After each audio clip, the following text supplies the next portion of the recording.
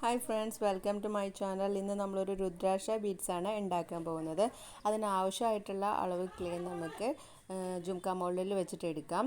ഇത് നമ്മൾ കയ്യിൽ വെച്ച് നന്നായിട്ടൊന്ന് ഉരുട്ടി കൊടുക്കുക. ജസ്റ്റ് ഒരു ബോൾ ഷേപ്പ് കിട്ടിയാൽ മതി, അധികം നീറ്റ് ആവേണ്ട ആവശ്യമില്ല.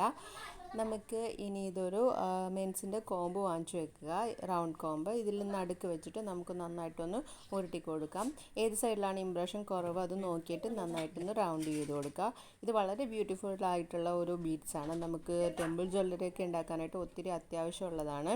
അപ്പോൾ ഇത് നമുക്ക് സെൻറ്ററിലായിട്ട് ഒരു ഹോൾ ചെയ്ത് കൊടുക്കുക.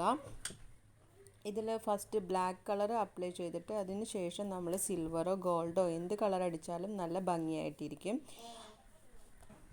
അപ്പോൾ നമ്മുടെ ബീഡ്സ് റെഡി ആയിട്ടുണ്ട്. അപ്പോൾ ഇത് ഞാൻ ഒരെണ്ണം നേരത്തെ ഉണ്ടാക്കി വെച്ചതാണ്, കുറച്ച് ഡ്രൈ ആയിട്ടുള്ളതാണ്. അപ്പോൾ ഇത് വീഡിയോ ഇഷ്ടപ്പെട്ടിട്ടുണ്ടെങ്കിൽ എല്ലാവരും ഒന്ന് ലൈക്ക് ചെയ്യുക, സബ്സ്ക്രൈബ് ചെയ്യുക. അപ്പോൾ ടേക്ക് കെയർ, ബൈ ബൈ.